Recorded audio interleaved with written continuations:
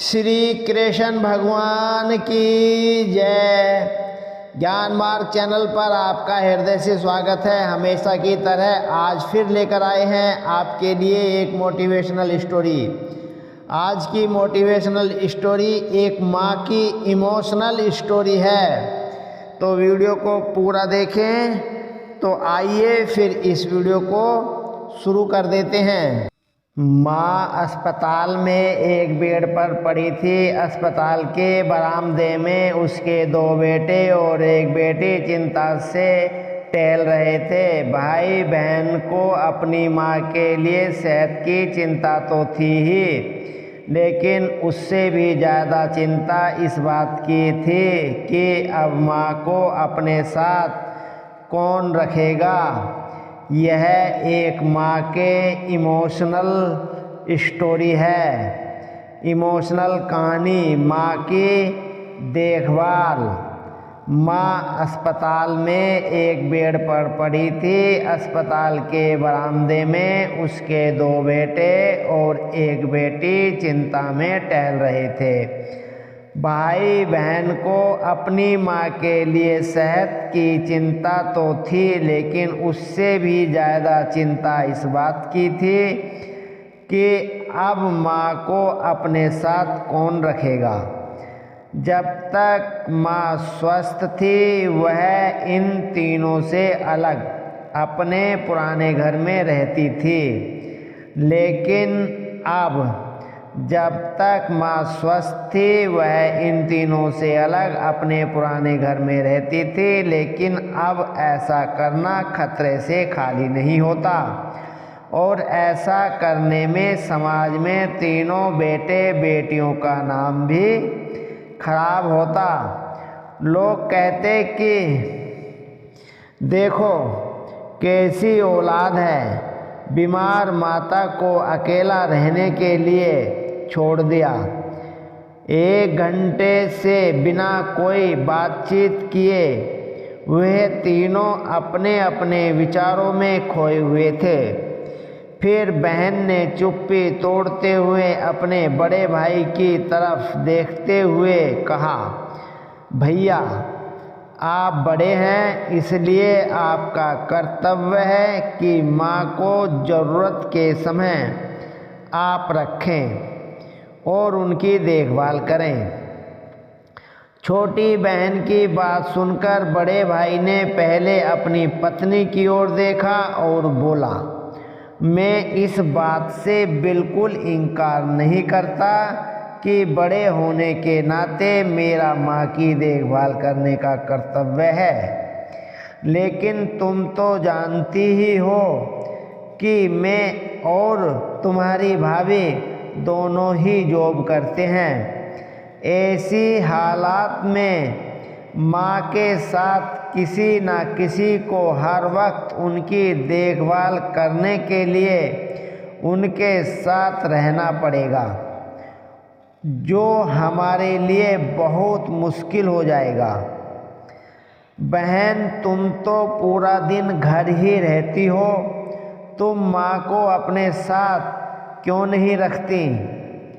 पैसों की चिंता मत करना, जो भी खर्चा आएगा मैं दे दूँगा।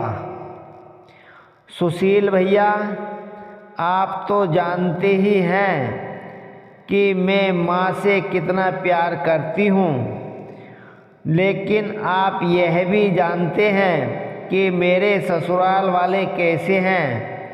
मैं यह बिल्कुल बर्दाश्त नहीं कर पाऊँगी कि कोई मेरी माँ को और मेरे भाइयों को भला बुरा कहे।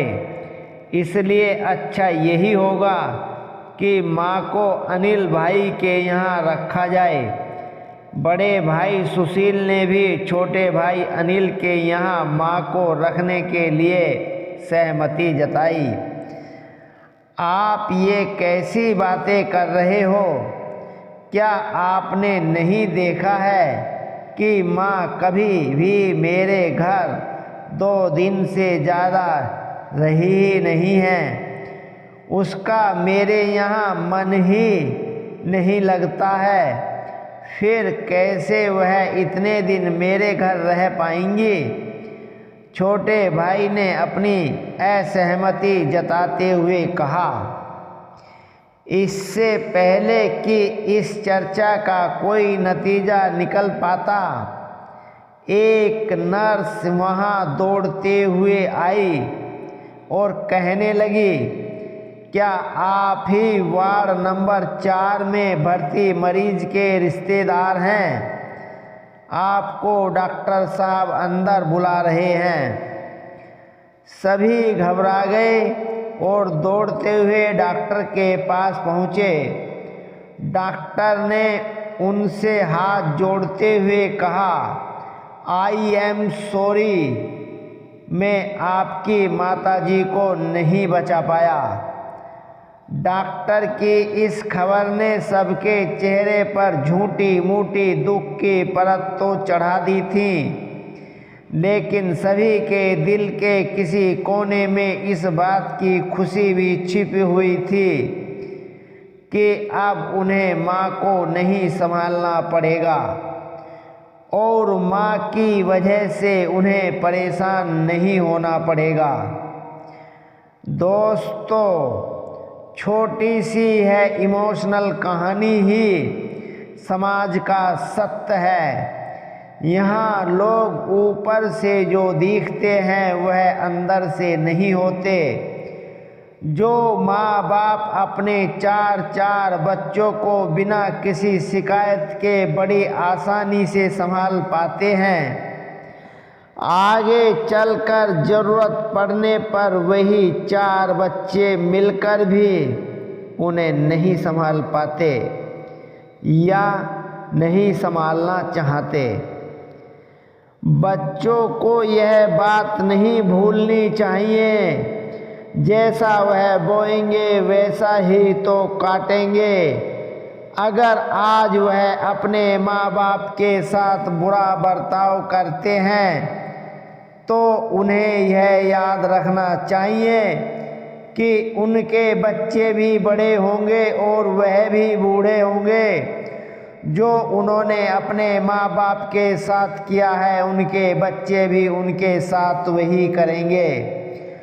दोस्तों, अपने दिल से छल कपट निकाल दीजिए और सच्चे मन से अपने माता पिता की, अपने बुजुर्गों की सेवा कीजिए।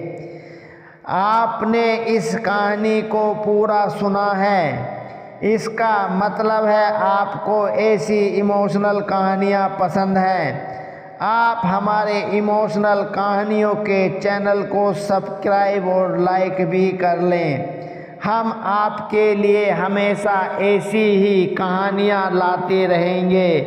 जय श्री कृष्णा।